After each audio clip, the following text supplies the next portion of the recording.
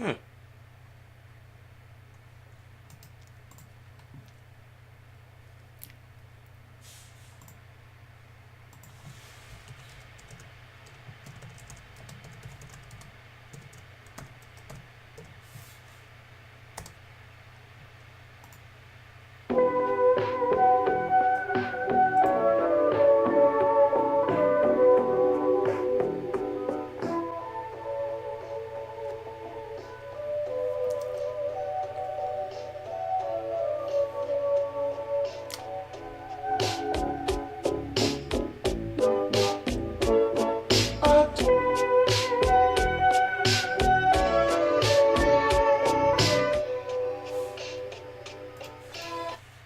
The heck?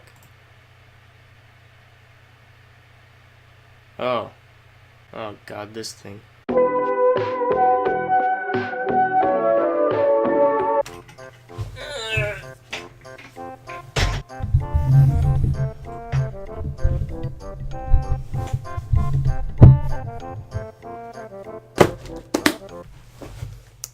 So, I don't like this book very much.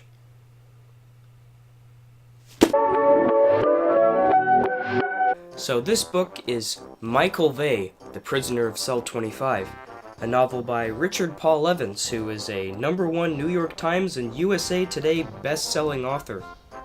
You know, like everyone else. Michael Vey is one of the most original thrillers I've come across in years.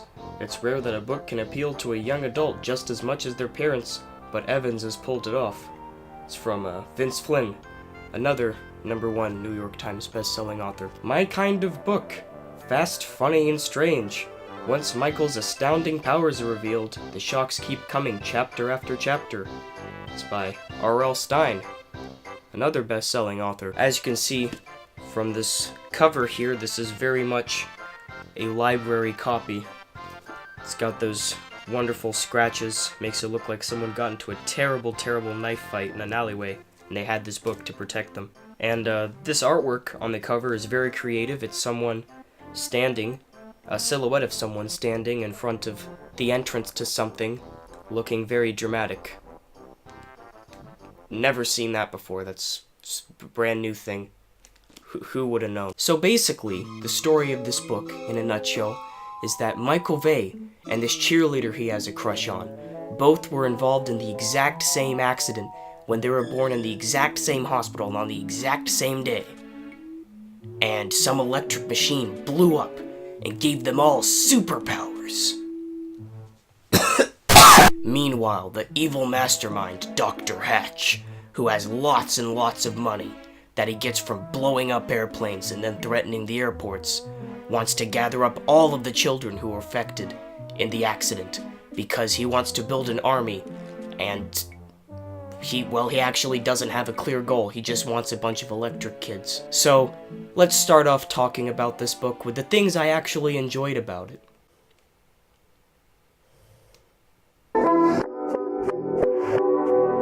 So there are about 2 things I actually like about this book.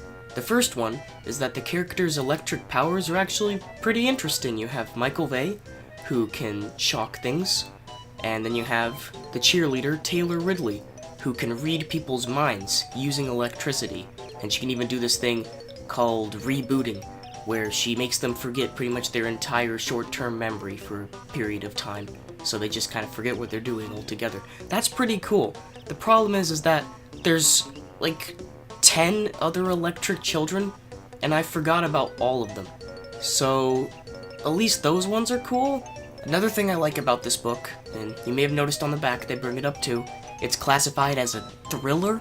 There's like 1 or 2 decent action scenes throughout the whole book, but they're pretty good, especially the one right at the end, the big finale, when something interesting finally happens. It's very well done, I have to admit that. It's very good. I enjoyed reading that. Problem is that there's a bunch of crap before that. So, Another thing I'm gonna bring up, because it's also a plus, is that there's actually a Michael Vey website that they advertise at the back of the book. And if you go to it, there is a cinematic trailer of Michael Vey. It's pretty good.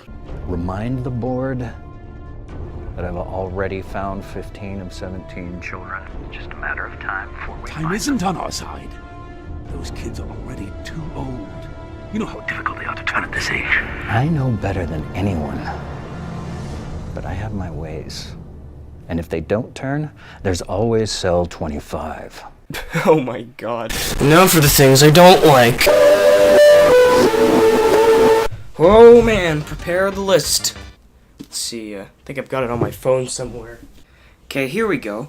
The main characters suck. Supporting characters suck.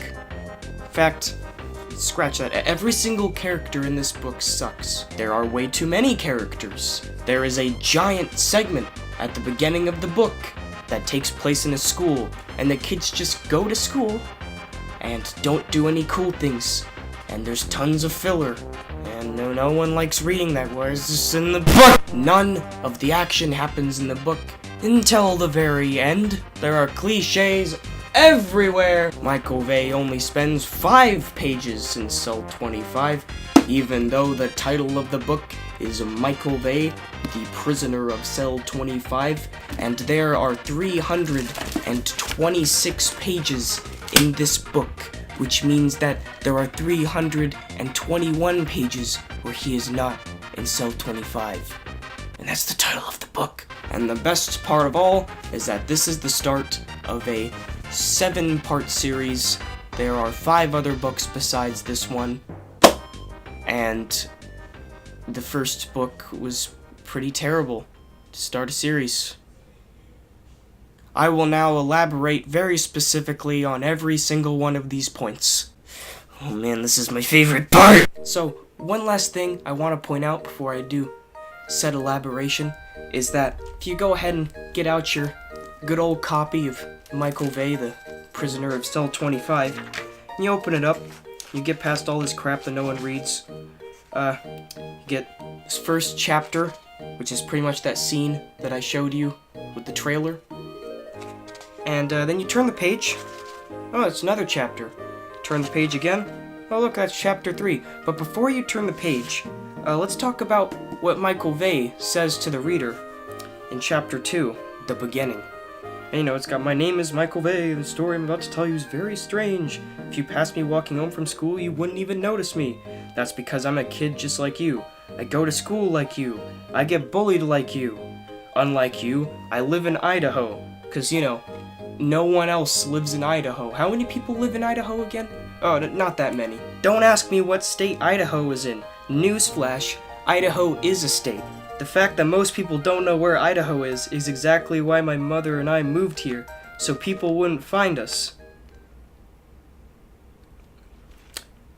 Okay, so let's go ahead and look at a map of the United States.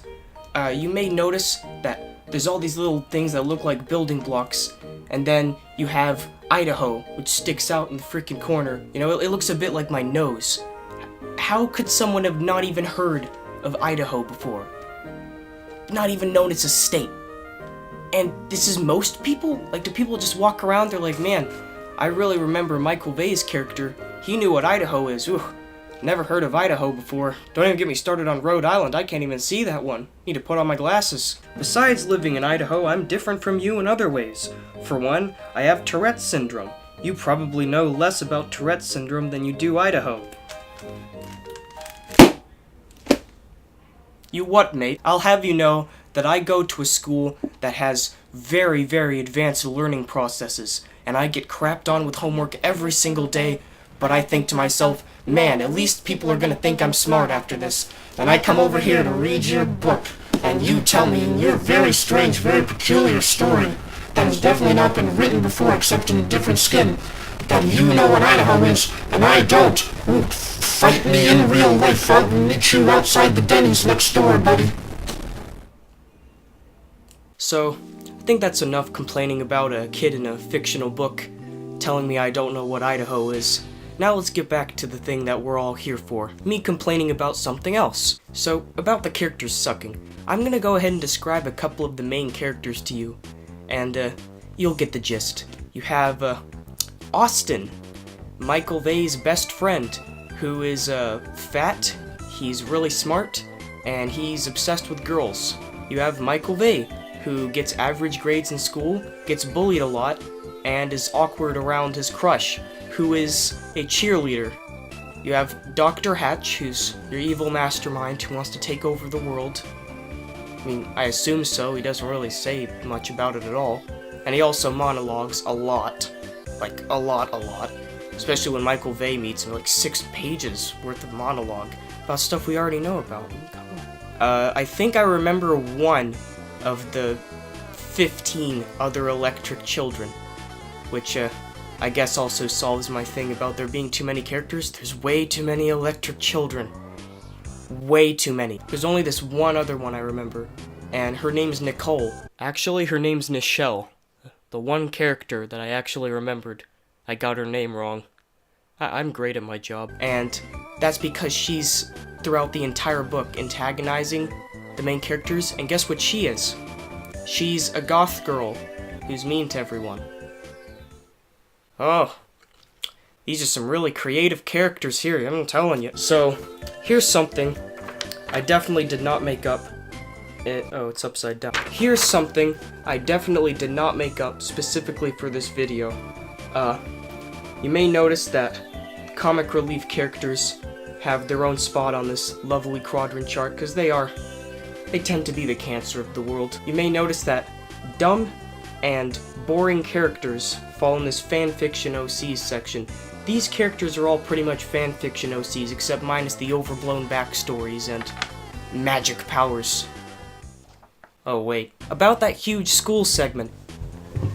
Let me get this book again. Let's see, at roughly 109 pages into this book, the Elgin, which is run by Dr. Hatch, finally show up and really screw up Michael's life. 109 pages into this 326-paged book.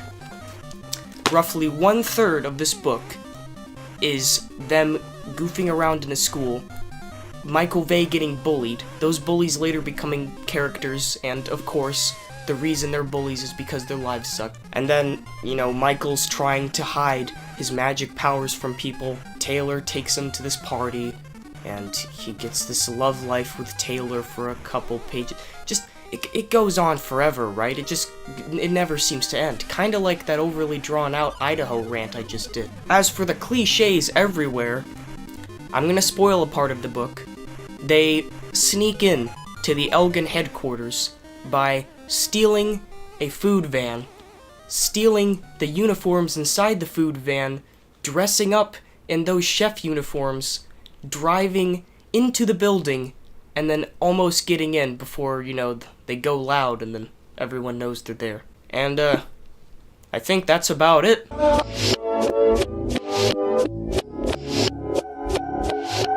Time for my rating system. There are 4 different ratings you can possibly get from my system.